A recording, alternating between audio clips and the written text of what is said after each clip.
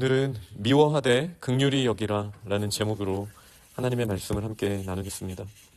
어제부터 저희가 유다서 말씀을 봤는데요. 사실 구원받은 저희가 교회에서 혹은 세상에서 생활하면서 만나게 될 실제적인 어려움에 대해서 편지를 써야겠다. 이 필요를 느끼고 우리가 영적으로 힘써 싸워야 할 부분에 대해서 유다서는 기록하고 있습니다. 오늘 말씀은 특히 이 가만히 들어온 사람들, 자기의 경건하지 않은 정욕대로 행하고 조롱한 자들이 사도들이 경고한 대로 실제로 그 이전에 정말 뜨겁고 능력이 나타났던 교회에서도 이런 일들이 일어나게 되었다라는 사실을 분명하게 말하고 있습니다. 그들의 특징이 무엇입니까? 경건하지 않고 정욕대로 행하고 조롱하는 자들, 그들은 분열을 일으키고 육에 속하고 성령이 없다라고 말을 합니다. 분열을 일으키는 것은 이제 결과적인 것이죠. 성령이 없는 사람이 공동체 안에서 목소리를 내고 그의 경건하지 않음을 막 드러내게 될 때 교회는 분열이 일어나게 됩니다. 그것을 이제 육에 속한 것이다라고 말하고 있습니다. 이런 말씀을 저희가 나눌 때에는 다른 어떤 특정인이 떠올라서는 안 됩니다. 우리 자신이 성령 충만하지 않을 때 우리 사랑하는 예수 그리스도의 몸된 교회에 이런 어려움이 나로 말미암아 일어날 수 있다라는 사실을 목회자인 저부터 새벽을 깨우며 나온 우리 믿음의 용사들도 다 스스로를 돌아보는 그런 시간이 되어야 할 것입니다. 물론 우리가 항상 이렇게 생활하진 않죠. 그러나 항상 독소 같은 어려움은 아무리 물이 99% 깨끗한 물이라 할지라도 1%의 동물이 있다라면 그 물 전체는 동물이 되는 겁니다. 우리가 성령 충만한 삶을 살다가도 한번 우리의 육체의 소욕에 있는 대로 우리의 말대로 그냥 쏟아내고 이렇게 생활을 하다 보면 우리가 지금까지 하나님이 주신 그 아름다운 열매들로 일구었던 것들이 사실은 그렇게 큰 좋은 영향력을 끼치지 않을 수도 있다라는 이 엄밀한 경고를 우리 자신이 나 자신에게 주신 말씀으로 받아들이면서 우리가 스스로를 돌아봐야 할 것 같습니다.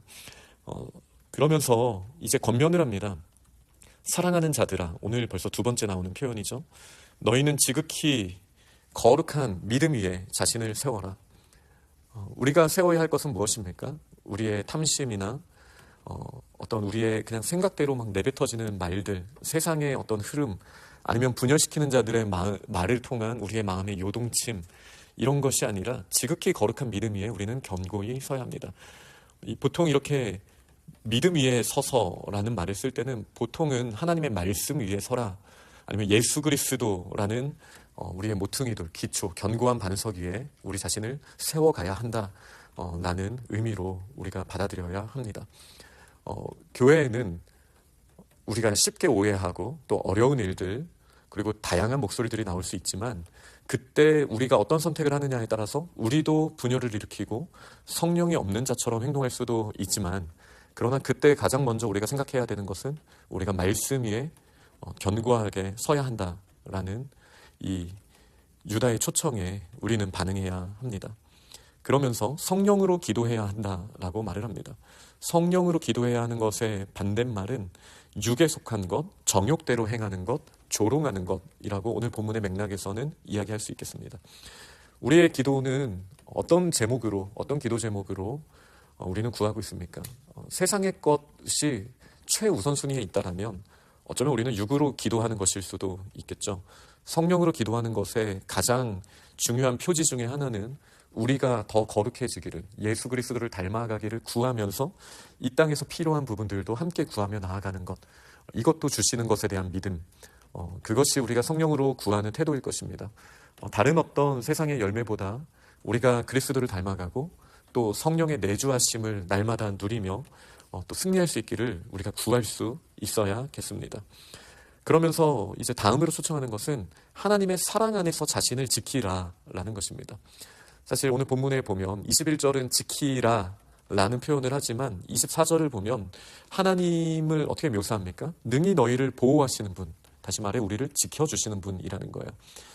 하나님의 사랑 안에서 그럼 자신을 지켜야 되는 것은 무엇입니까?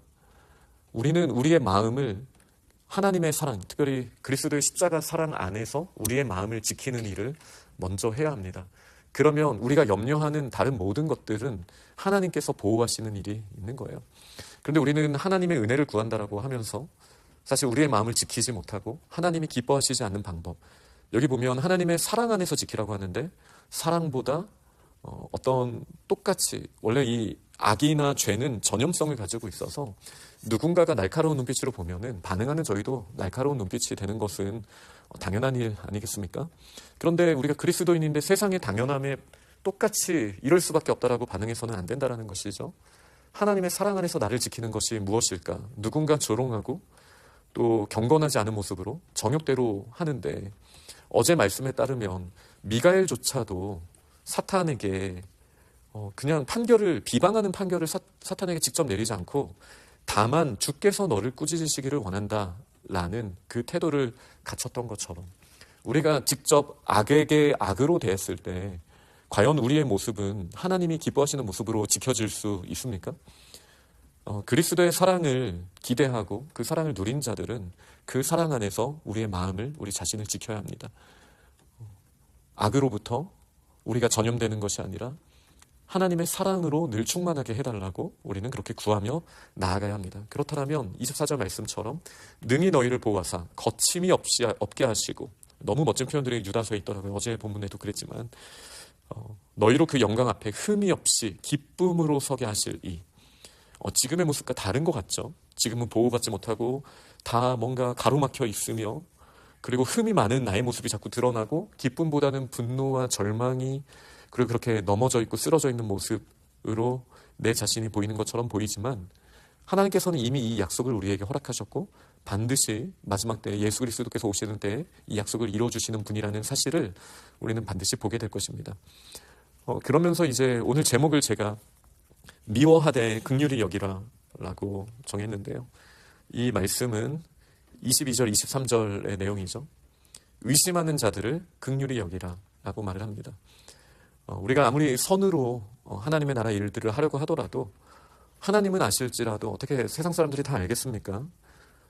그런데 사람들은 의심할 수 있지만 우리들은 어떻게 하라는 거예요? 긍휼히 여기라는 거예요. 이 하나님의 사랑 안에서 자신을 지키는 자에게 나타나는 모습입니다. 예수 그리스도의 긍휼을 기다렸기 때문에 예수 그리스도의 긍휼로 우리도 긍휼히 여길 수 있는 것이죠. 조금 더 단순한 말로는 예수 그리스도의 사랑으로 우리도 사랑할 수 있다는 것입니다. 우리 안에는 그 사랑이 없죠. 그러나 예수님의 사랑을 기다리면 우리는 의심하는 자들을 사랑할 수 있게 됩니다. 23절 말씀이 참 의미가 있다고 생각을 합니다.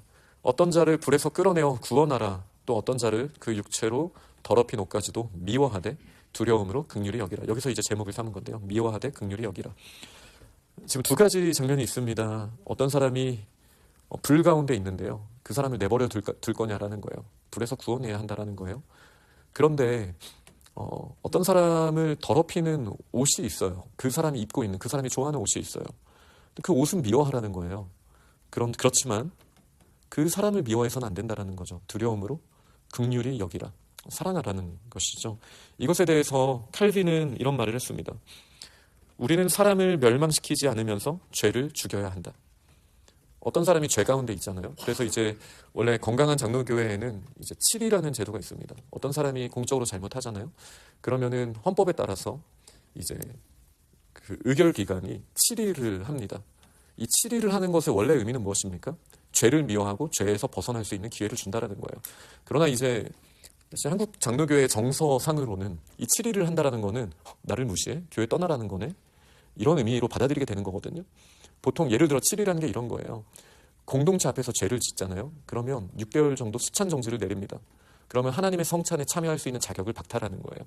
굉장히 큰 겁니다. 그러나 세상에서 봤을 때는 그게 뭐 성찬식 한번 안 오는 거 난 그냥 맛있는 거 치킨 먹을 거야 이렇게 생각하는 사람들도 있겠죠. 그러나 이게 그 정도로 받아들이는 게 아니라 교회에서 어떻게 이럴 수가 있어 라고 말하는 문화가 되었어요. 저는 사실은 더 우리가 건강해질 수 있다고 생각합니다. 이 7위의 강점이 무엇입니까? 그 사람을 미워하는 것이 아니라 그 사람이 자신의 공동체 앞에서 저지른 죄에 대해서 공적으로 인정하고 공동체 앞에서 용서받을 수 있는 기회를 주는 거예요. 굉장히 건강한 겁니다. 그리고 이 7위가 끝나고 나서 그를 다 품어주고 함께 기뻐하고 그리고 함께 공동체와 함께 세워져 나가는 모습. 이것이 레위기에 나오는 속죄제와 속건제의 모습과 사실은 같은 맥락인 거예요. 그런데 현대에 들어서 교회에서 어떤 내가 봤을 때 저거는 죄인데 라고 생각하면 어떻게 합니까? 저희는 공적으로 그것이 죄인지 아닌지 분별하는 장치가 없습니다. 그리고 죄라는 게 드러났을 때 그것에 대해서 공적으로 이런 문제가 있으니 우리가 함께 노력하고 기도합시다. 저희가 함께 돕겠습니다 라고 말하는 제도가 없는 거예요. 그럼 어떻게 됩니까? 뒤에서 수근수근 되죠. 뒤에서 온갖 말들이 들려지게 됩니다. 그리고 실제로 일어난 것보다 더 수많은 악마들이 교회에 존재하게 되는 거예요. 그러면서 교회는 분열되고 그러면서 어려움이 오게 된다는 거예요. 그러나 칼빈이 뭐라고 말했다고 했습니까? 사람을 멸망시켜서는 안 된다. 그러나 사람을 멸망시키지 않으면서 죄를 멸망시켜야 된다. 라는 말로 이 본문에 대한 주석을 달았습니다. 제가 좋아하는 리차드 보캄이라는 학자는 이 본문의 주석에서 다음과 같은 말을 합니다. 사실 제가 요한계시록을 읽을 때 이분에게 영향을 많이 받았는데요. 죄인의 구원을 위해 지옥의 가장자리까지 가되 자신은 지옥의 불꽃에 대지 않도록 주의하는 모습. 그러니까 불구덩이에 있는 사람들을 구원해내야 돼요. 가장 끝까지 우리가 찾아가야 됩니다. 그런데 내가 대이면서 가서는 안 되는 거예요. 그 죄의 영향을 받지 않으면서 그러나 죄가 문제라고 말하고 그 죄를 벗겨줄 수 있는 그 사람이 깨끗하게 회복될 수 있는 그런 모습은 우리가 어떻게 하면 가능하겠습니까? 그냥 저 사람은 원래 저런 사람이야. 이런 모습으로 과연 되는 것입니까? 이 모습은 오늘 제목처럼 죄를 미워하되 사람은 긍휼히 여기는 예수 그리스도 또 하나님 아버지의 마음을 우리의 마음에 품을 때만 가능한 것이죠. 그렇게 우리는 믿음 위에 자신을 세우고 성령으로 기도하며 사랑 안에서 나의 마음을 지키고 예수 그리스도의 긍휼을 기다리는 태도를 가지고 나아갈 때 그럴 때 불 가운데 있는 사람들을 구원해낼 수 있습니다. 여기서 말하는 불 가운데 있는 사람들은 중의적이죠. 구원받지 못한 예수 그리스도를 구주로 믿지 못하는 사람들에 대한 의미이기도 하지만 그러나 교회에 있지만 성령 충만을 꿈꾸지 못하고 세상의 정욕대로 그 마음을 내버려둔 자연스러운 결과가 그의 마음이 불 가운데 있는 거예요. 실제로도 그 마음이 분노가 일어서 숨도 못 쉬는 지경에 이르게 되는 거예요. 내버려 두겠습니까? 그래서는 안 되죠.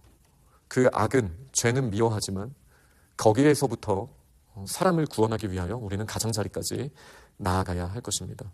우리 주께서는 우리를 보호하시는 분, 거침이 없게 하시는 분, 영광 앞에 흠이 없이 기쁨으로 서게 하시는 분입니다.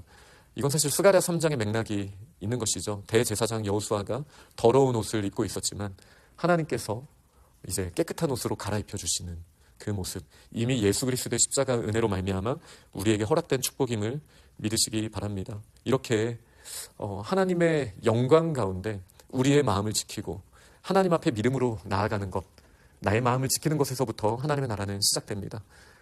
유다가 원래는 구원에 대해 일반적인 것을 쓰고 싶었지만 이렇게 급하게 주제를 바꿔서 하나님의 말씀을 기록한 이유를 저희는 기억해야 됩니다. 지금 나 자신에게 주신 말씀임을 기억하고 더 성령 충만하기를, 그러면서도 사랑의 마음으로 채워질 수 있기를 꿈꾸며 나아가는 우리 믿음의 사람들이 다 될 수 있기를 간절히 축원합니다. 아멘.